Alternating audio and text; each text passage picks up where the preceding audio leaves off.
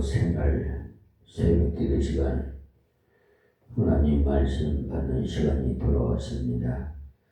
사도행전 20장 17절에서 25절 말씀입니다. 바울이 밀레도에서 사람을 에베소로 보내어 교회 장로들을 청하니 오매 저희에게 말하되 아시아에 들어온 첫날부터 지금까지 내가 항상 너희 가운데서 어떻게 행할 것을 너희도 아는 바니 곧 모든 겸손과 눈물이며 유대인의 관계를 인하여 당한 시험을 참고 주를 섬긴 것과 유익한 것은 무엇이든지 공중 앞에서나 각 집에서나 꺼림이 없이 너희에게 전하여 가르치고 유대인과 헬라인들에게 하나님께 대한 회개와 우리 주 예수 그리스도께 대한 믿음을 증거한 것이라. 보라, 이제 나는 심령의 외임을 받아 예루살렘으로 가는데 거기서 무슨 일을 만날는지 알지 못하노라. 오직 성령이 각 성에서 내게 증거하여 받은 사명 곧 하나님의 은혜의 복음 증거하는 일을 마치려 하면은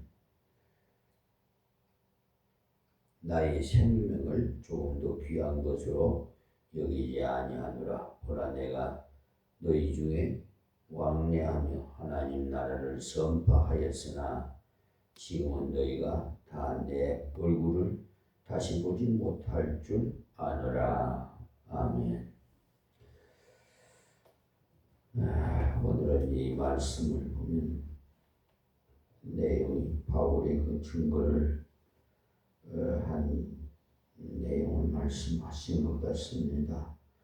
바울 사도가 에베소 지역에서 3년 가까이 하나님 말씀을 전했습니다.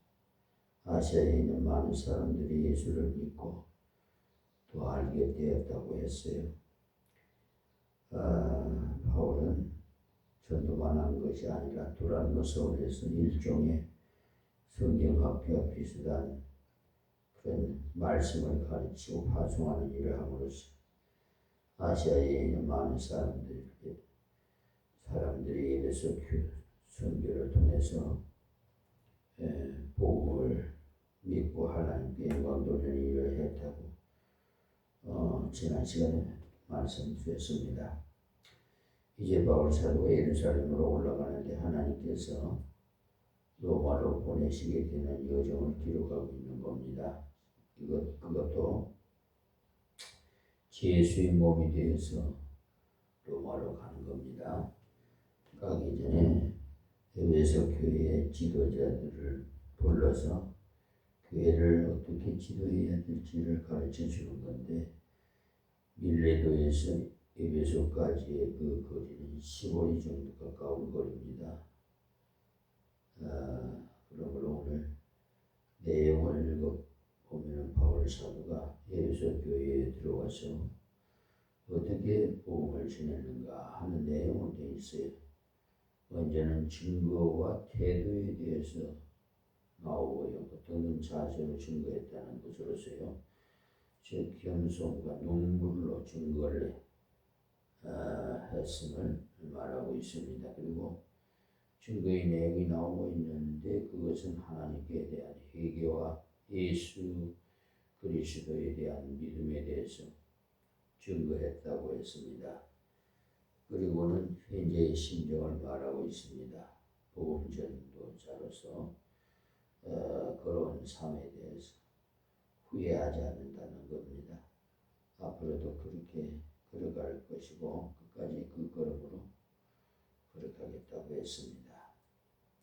성경에 기록한 전도자 중에 바울 사도보다 훌륭한 전도자가 없습니다. 우리 한국 교회 모든 교회마다 그 전도회라는 것이 있는데 모든 성도들은 참다운 증인이 되어야 되겠기에 바울과 같은 증거의 태도를 바울과 같은 증거의 내용 그리고 증거의 삶을 지속하는 충성된 사람이 되기 위해서 이 말씀을 살펴보고자 합니다.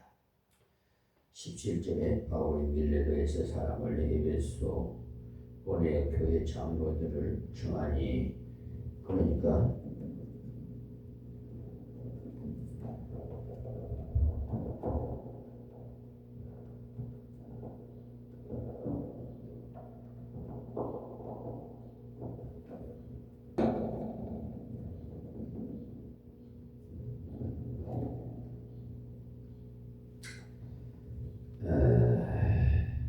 이때 바울 사도가 에베소로 가면 떠나지 못하도록 붙잡고 말리는 일들이 있어서 떠나는데 장애되는 일들이 많았어요. 그래서 덕을 세우기 위해서 장로님들을 불러다가 고별 설교를 합니다. 38절까지 고별 설교 내용입니다만은 너무나 길어서 다시 다 읽지 못했습니다만 이 내용에서는 굉장한 목회 철학도 나오고 전도 철학도 나와요. 에베소 교회 장로님들은요 밀도에 불러서 지금까지 그리스도의 정신으로 그런 것을 이렇게 말하면서 그것도 그리스도의 정신으로 교회를 지도하면서 전도자의 사명을 다하도록 일깨워 준 겁니다. 우리도 이 말씀을 통해서 그대로 본받으면 가장 충성된 사람, 훌륭한 전도자가 될 수 있다는 사실입니다. 18절에 오매 저희에게 말하되 아시아에 들어온 첫날부터 지금까지 내가 항상 너희 가운데서 어떻게 행한 것을 너희도 아는 바니 그러니까 바울 사도가 아시아에 들어가서 복음을 전하고 떠나는 날까지 그리스도의 손에 잡혀서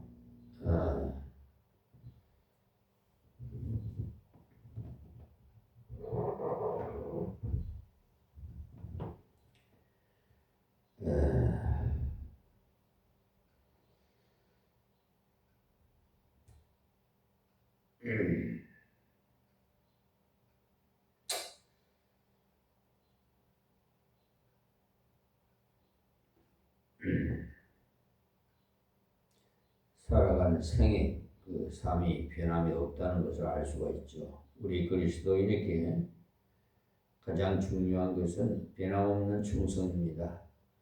충성이라는 말은 변함이 없다는 말인데 그리스도 예수를 본받아 살아가는 삶은 변함이 없어야 되는데 인간의 힘으로는 되어지지 않습니다.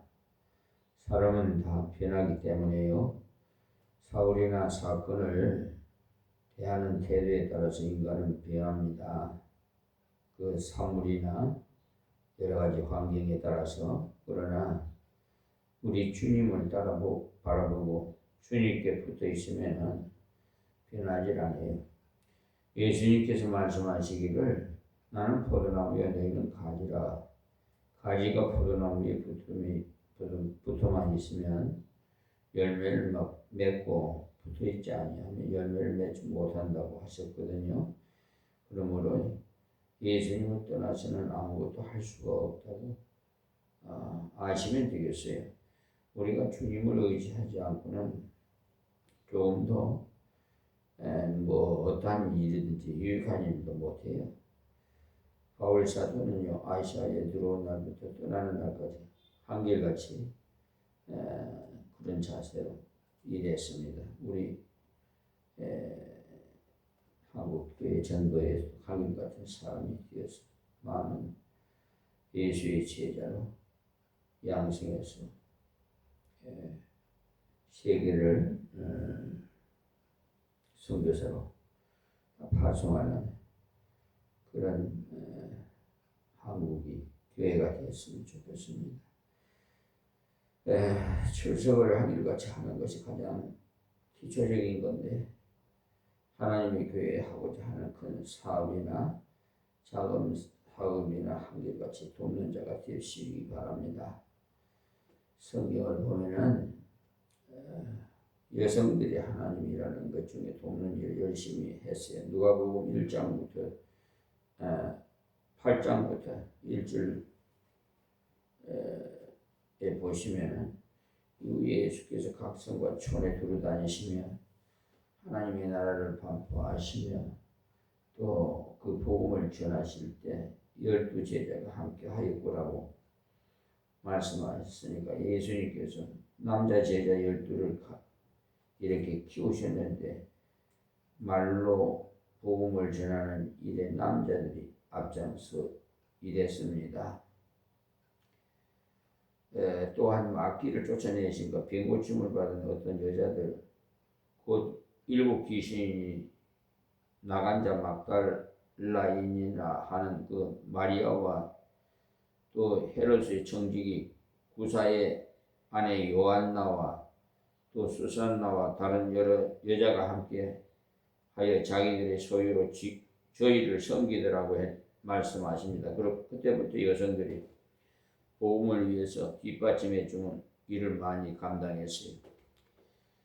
우리 한국교회 처음 복음 받았을 때도 꼭 그랬습니다. 여성들이 하나님 앞에 헌금을 드리자니 마음대로 드릴 수도 없고 해서 성미를 드리게 된 건데 그때 여성들은 돈을 마음대로 만질 수가 없었기 때문에 여성들이 할 수 있는 것은 한 것이 성미 모으는 일이었어요. 밥할 때 쌀 한 줌씩이라도 모아서 선교하는데 뒷받침을 해야 되겠다 하고 성미를 냈어요. 저도 어렸을 때 그 어머니의 그 하시는 모습을 보고 자랐습니다. 성경에 성미를 내라는 곳은 없습니다만 우리나라 여성들이 할 수 있는 것이 그것이었기 때문에 성미를 내서 성교에 뒷받침한 거죠. 그러니까 거창한 일을 못하더라도 수술하는 일과 헌금 드리는 일과 또 청소하는 일에 있어서는 꾸준하게 하는 사람이 하나님 앞에 쓰임받는 사람이 되겠어요. 바울 사도의 정신이 그러했거든요. 아시아에 들어온 첫날부터 지금까지 어떻게 행한 것을 너희도 아는 바니라고 하는 말씀이 거기에서 행위가 있는 그 하나님 말씀이 뒤따를 때 복음이 크게 확장되었다는 거죠. 그런데 행동에 있어서는 남성들보다도 여성들이 힘이 크지요. 여성들이 가정에서 변화된 생활을 하면서 가정을 잘 이끌어 나가면 믿지 않는 사람들이 보고 부러워합니다. 요사이는 가정 문제가 큰 문제로 대두되고 있어가지고 어려운 문제들이 좀 많은 것 같아요. 우리 여성들이 그리스도의 복음으로 변화를 받아서 가정을 잘 운영하고 자녀를 잘 키우고 믿음으로 한결같이 남편을 잘 받드는 중에 이웃에게 복음을 전하면 감동을 받아서 나오기 쉽습니다. 특별히 여성들에게 그런 것을 강조하고 있어요. 앞으로 배우겠지만 베드로전서 3장 1절부터 보시면 아내 된 자들아 이와 같이 자기 남편에게 순종하라. 이는 혹 도를 순종치 않은 자라도 말로 말미암지 않고 그 아내의 행위로 말미암아 구원을 얻게 하려 함이니 너희 두려워하며 정결한 행위를 봄이라고 했어요. 혹 믿지 않은 남편을 모시고 있는 분들도 있고 또 믿지 않는 가족들이 있을 겁니다. 그때 남편의 말을 잘 순종하면 안 믿는 남편이지만은 감동을 받아서 저런 여자가 세상에 잘 없는데 하면서 감동을 받아서 예수 믿게 된다 이 말씀입니다. 아내의 그 행위를 통해서 복음 받는데 꺼리낌이 없게 된다는 것. 이때 바울 사도는 자기 전한 것을 말하기 전에 살아온 삶에 관한 것에 대해 말하고 있어요. 내가 이렇게 살아가면서 전했다는 것을 말하고 있습니다. 그러니까 우리 성도들은 하나님 앞에서 희생하는 삶이 있으면서 복음을 전해야 복음이 옳게 전파되어집니다. 다음 19절 말씀입니다. 이 19절은요 바울 사도의 한결같은 행동을 말하고 있는데 곧 모든 겸손가라고 했어요. 무슨 말이냐면 모든 일에 겸손했다는 거예요. 이런 면에서 겸손하고 저런 면에서 겸손하지 못한 것이 아니라는 겁니다. 우리 성도가 교회에서나 사회에서나 가장 아름다운 미덕은 겸손입니다. 겸손은 은혜를 저장할 수 있는 저수지와 같습니다.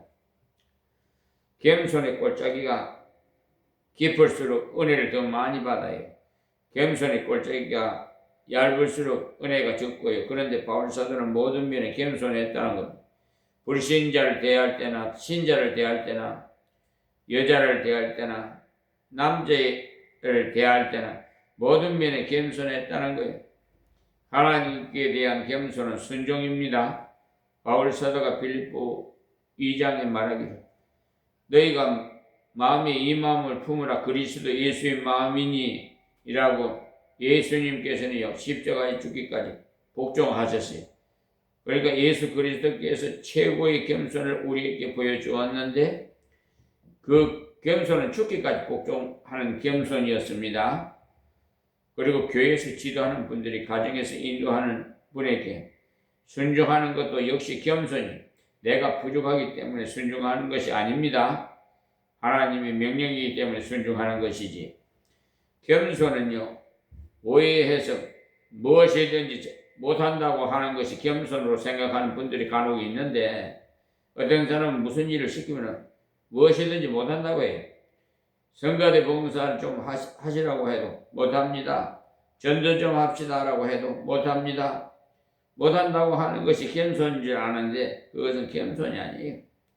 그것이야말로 교만이에요. 해보지도 않고 못한다고 하니까 자기 체면만 차리려는 거죠. 내가 비록 수치를 당하더라도 부탁할 때 하면 은혜가 되는 겁니다. 이 바울 사도는 모든 면에 하나님 말씀대로 순종했어요. 그리고 겸손한 태도는 봉사예요. 겸손이 변형이 봉사거든요.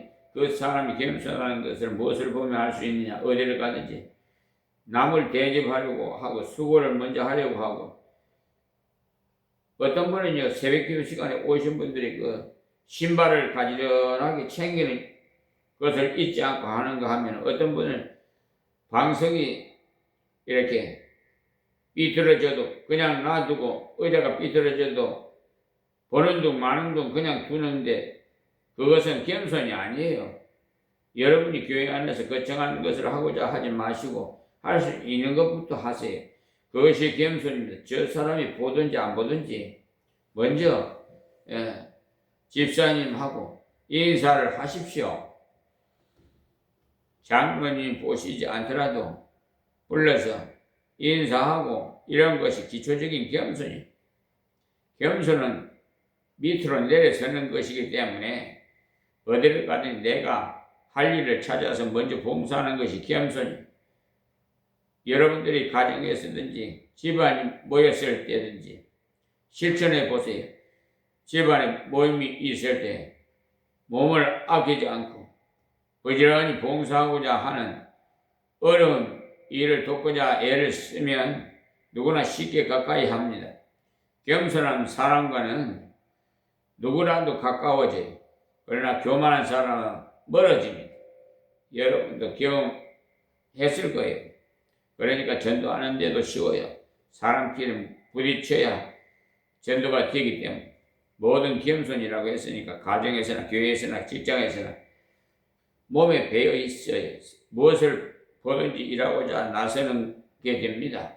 그래서 하나님께 대한 굴복과 행위에 대한 봉사 이것을 잘할 때 전도의 문이 열리고 사람들에게 그리스도의 영광을 돌리게 됩니다.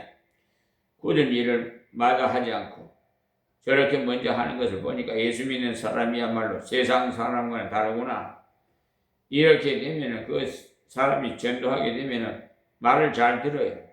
저 사람이 정말 남을 잘 돕는 사람이니까 내게 해 되는 일을 하지 않으리라 알기 때문에 해가 되는 일을 하지 않을 것을 알기 때문에 우선 듣기를 좋아해요.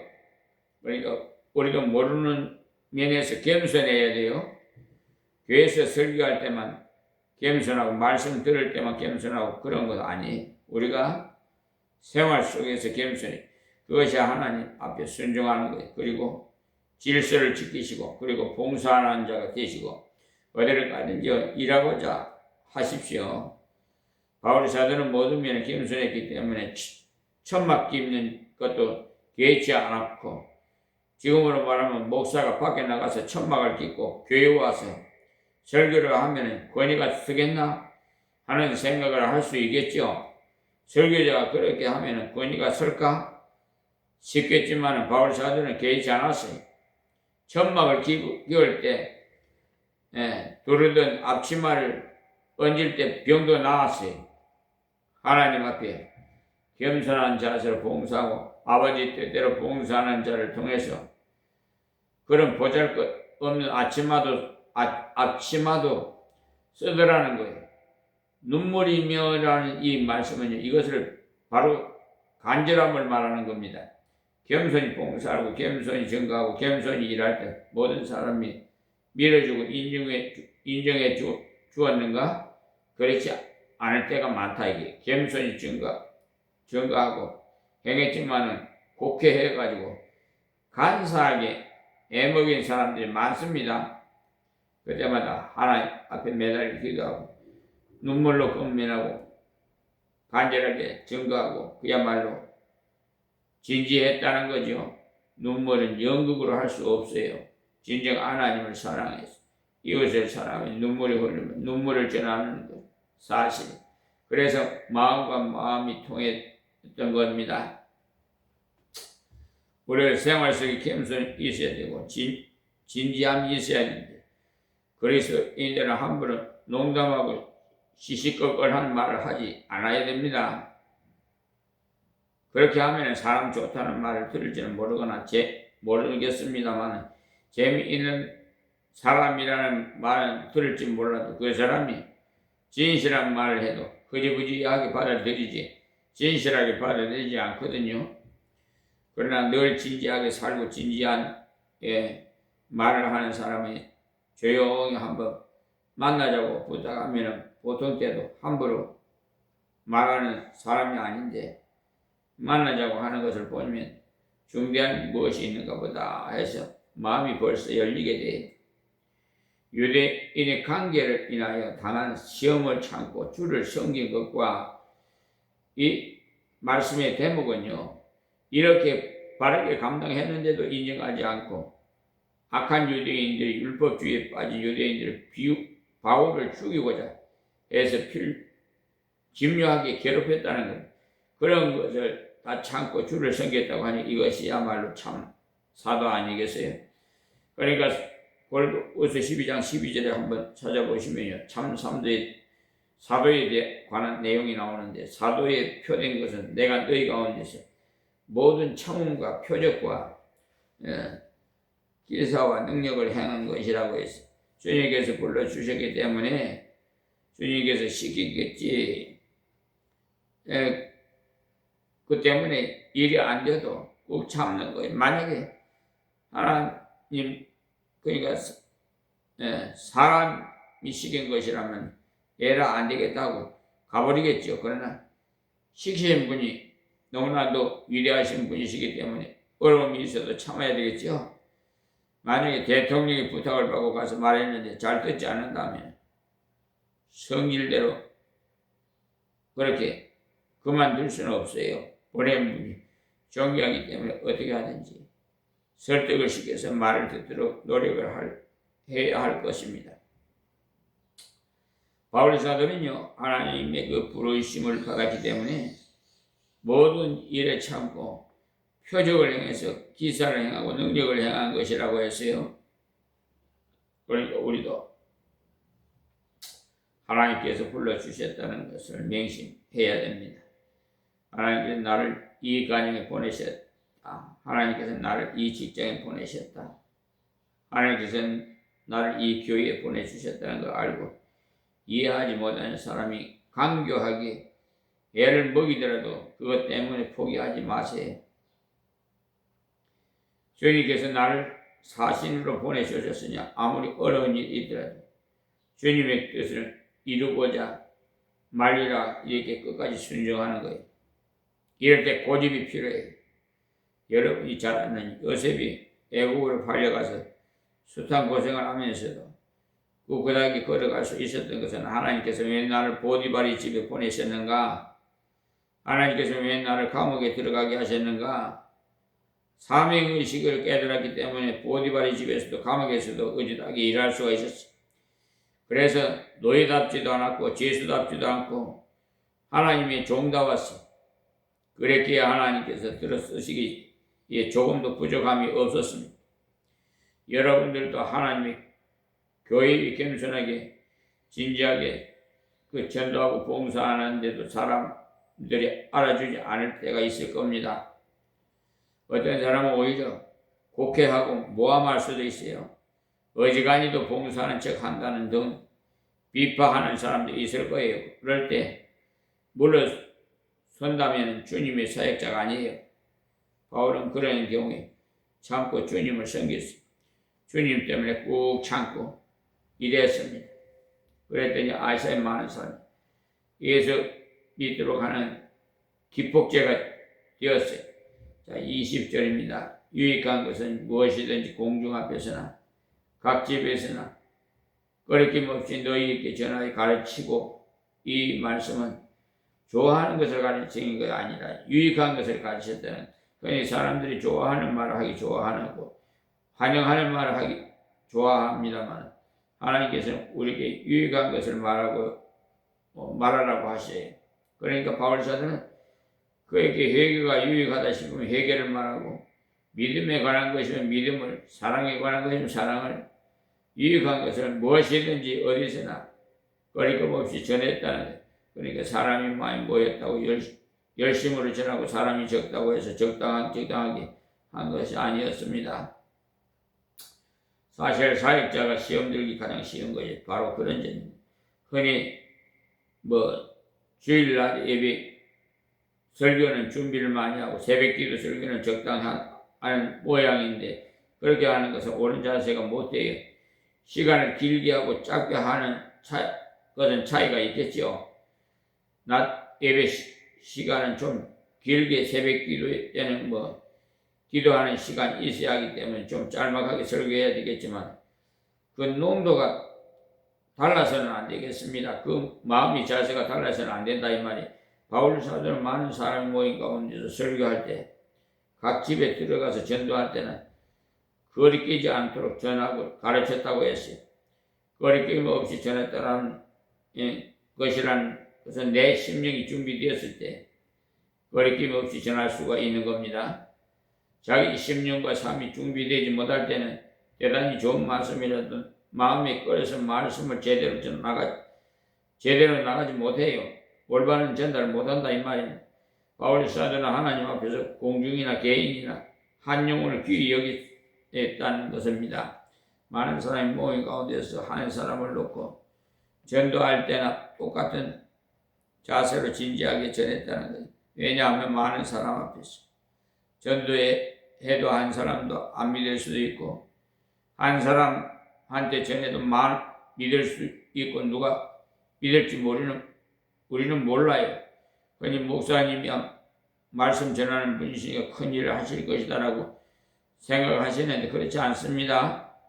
그렇기 때문에 개인 전도할 때나 공중 앞에서 전할 때는 똑같은 심정으로 진지하게 겸손하게 눈물로 감당했다는 게, 우리 이 방법을 그대로 본받으세요.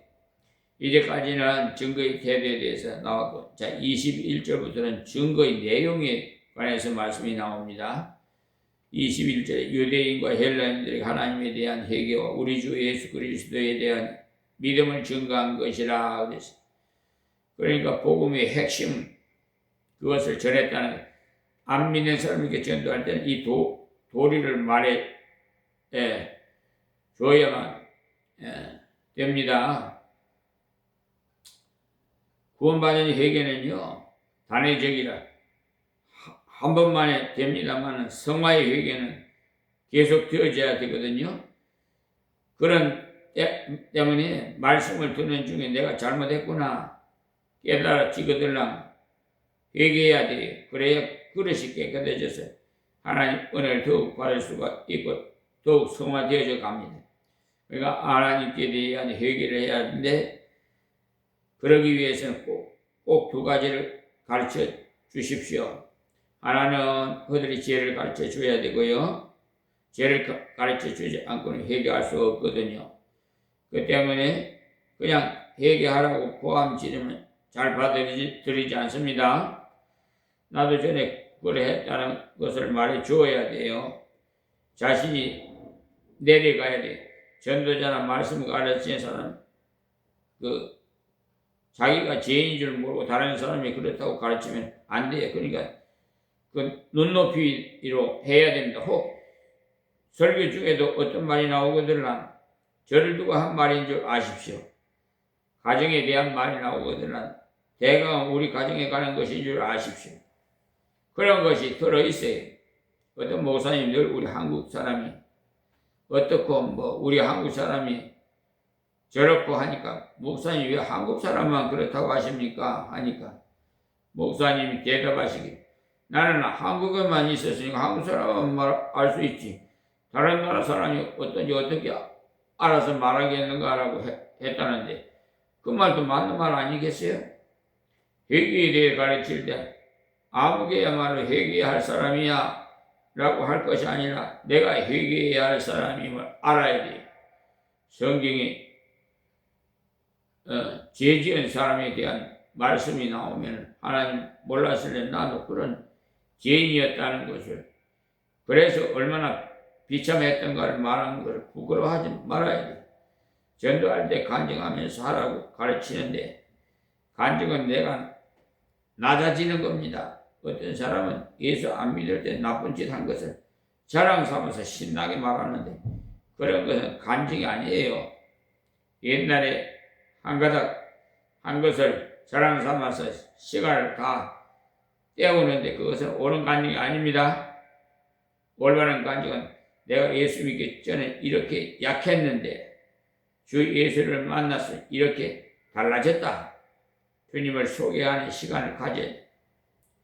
회개하고 가르칠 때 반드시 죄에 대해서 말해야 되고 또 꼭 말해야 되는 것은 하나님의 사랑에 관한 것을 말해줘야 돼.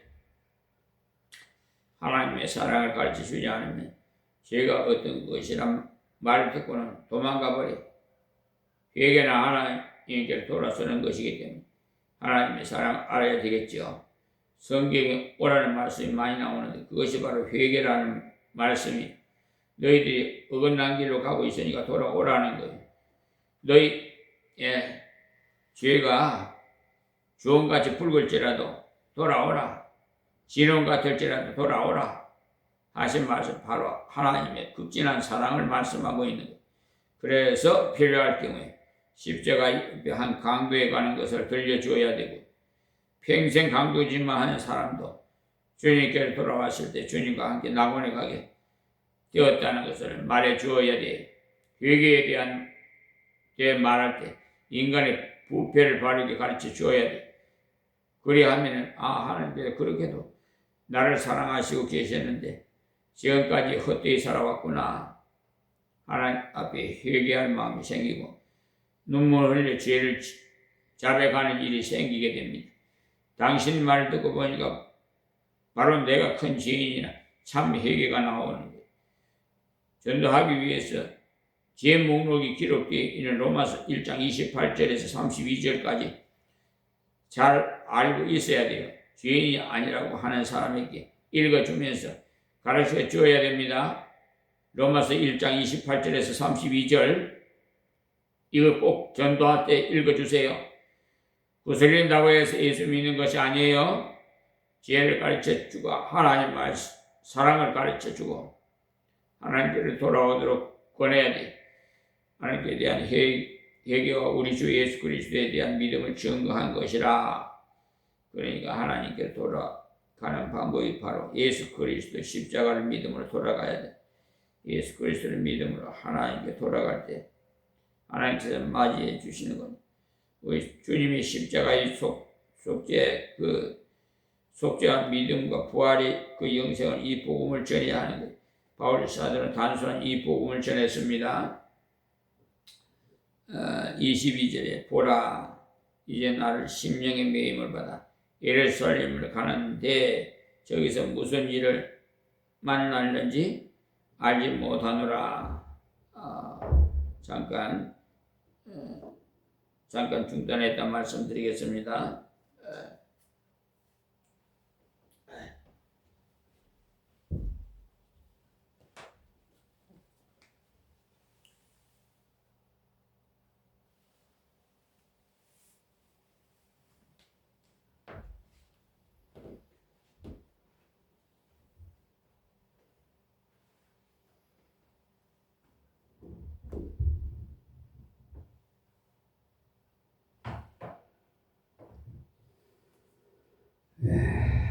잠깐 일이 있어서 중단했습니다. 미안합니다. 22절 말씀입니다. 보라 이제 나는 심령의 매임을 받아 예루살렘으로 가는데 저기서 무슨 일을 만날지 알지 못하노라. 이 복음의 내용이 간략하게 기록되어 있고 이제부터는 앞으로 걸어갈 것을 기록하고 있어요.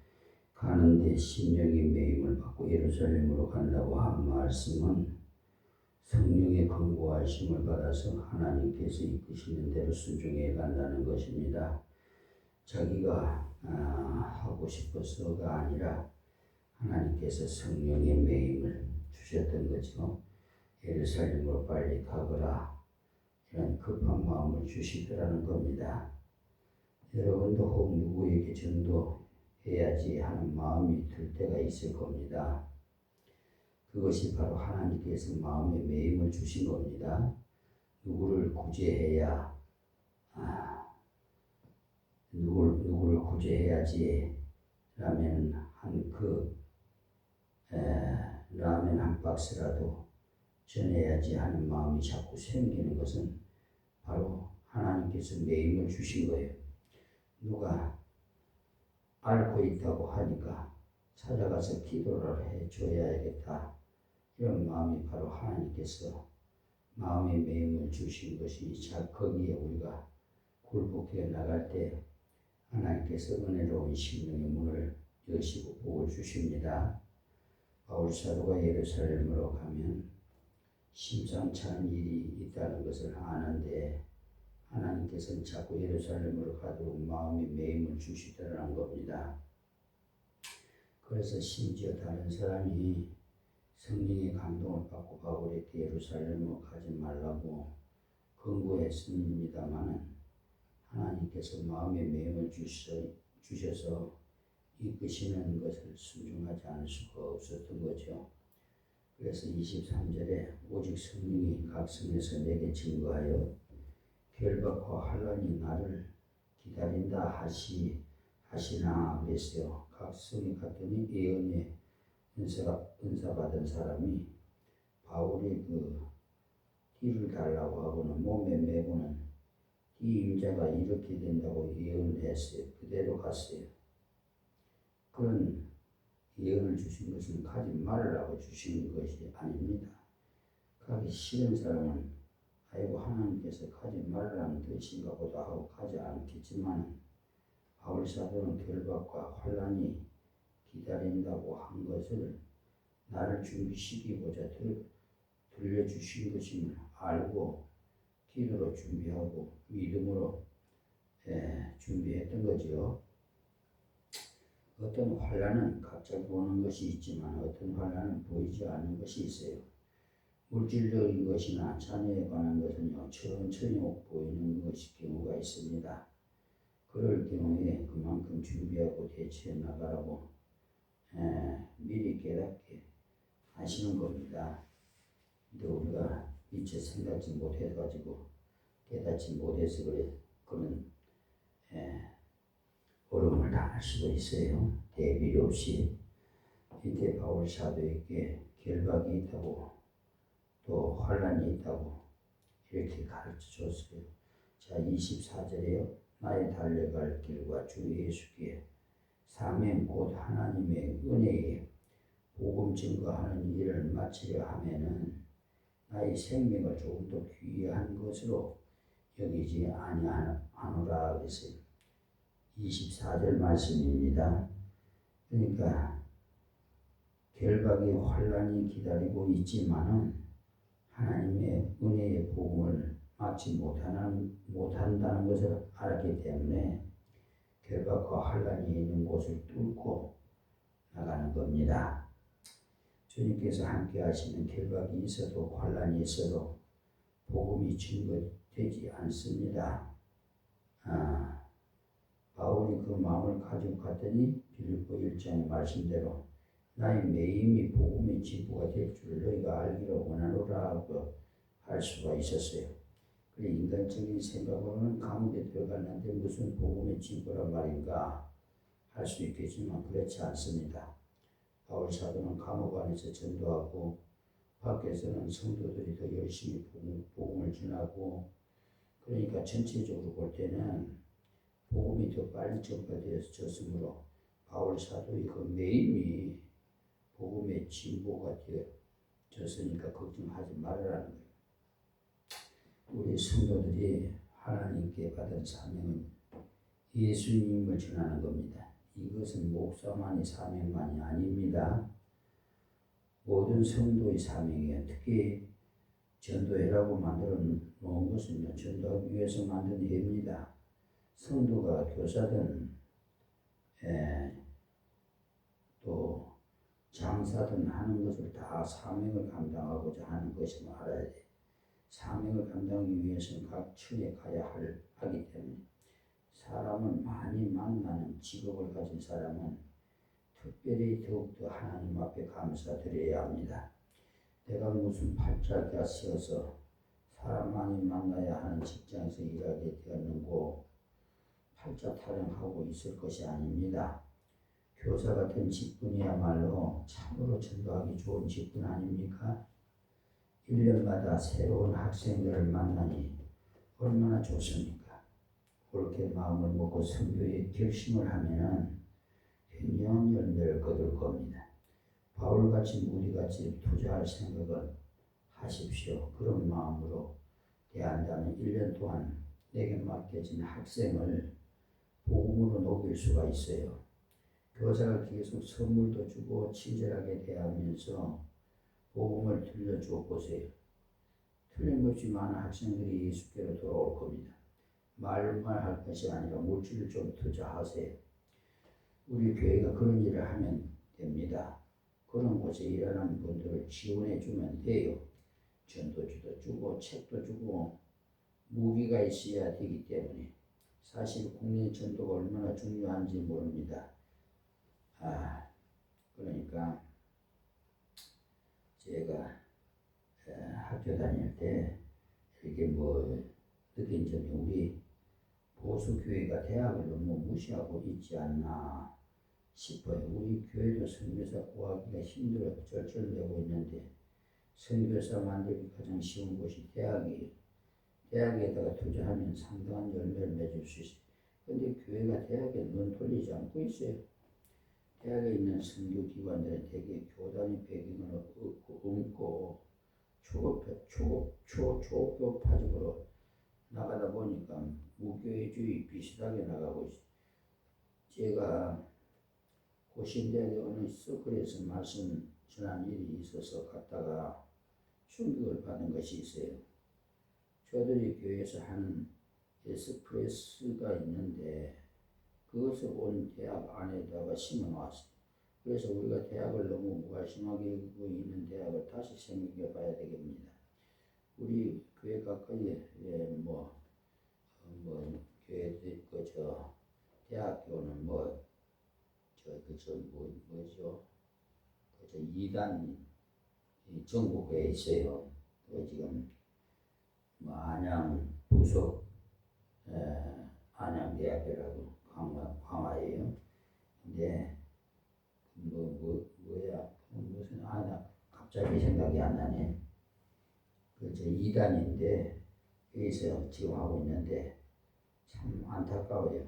우리는 어느 장소에 들어가든지 선교사라는 의식을 가져야 돼요. 우리에게 맡겨주신 사명은요, 하나님에 대한 회개, 또 주 예수 그리스도에 대한 믿음, 이걸 전해야 돼요. 돈벌이 하는 것이 우리의 사명이 아니에요. 그것은 이 사명 감당하기 위한 발판을 만들어 주는 거지. 스프링 보드입니다. 스프링 보드. 다이빙을 하려면 발판이 있어야 되듯이, 그와 같이 하나님의 그 복음을 전하려면 물질이 필요하기 때문에 발판으로 주신 겁니다. 바울 사도는 그것을 알았기에 생명을 두려워하지 않았다고 했어요. 자, 25절입니다. 보라, 내가 너희 중에 왕래하며 하나님 나라를 전파하였으나 지금은 너희가 다 내 얼굴을 다시 보지 못할 줄 아노라. 그러니까 이제 가면 다시 돌아올 수 없다는 것을 알았습니다. 그 뒤에 다시 에베소 교회로 가지 않았습니다. 비장한 각오를 했어요. 그러므로 오늘 새벽의 말씀을 통해서 본대로 우리도 바울 사도와 같은 태도를 갖춰야 돼요. 바울 사도는 모든 면에 겸손했어요.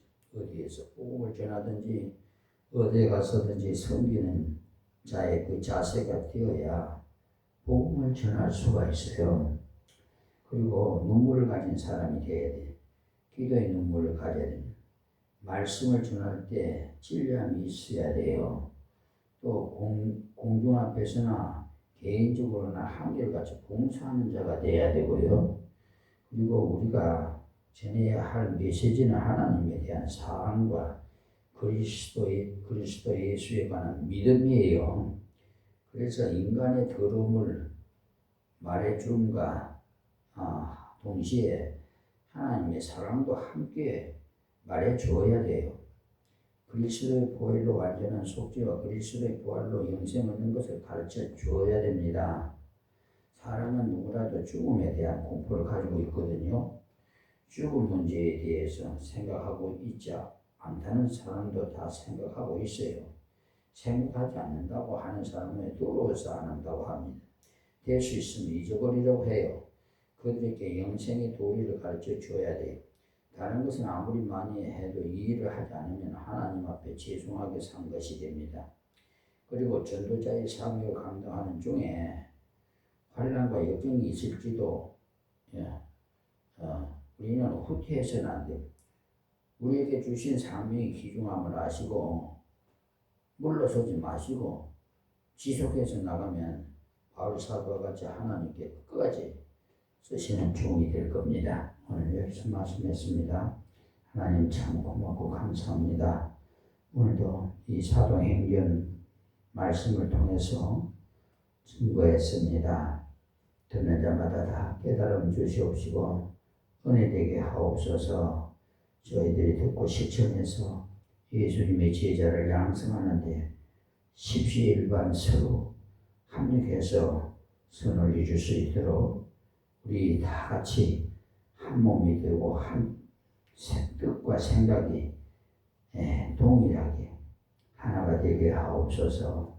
예수님의 이름으로 기도합니다. 아멘.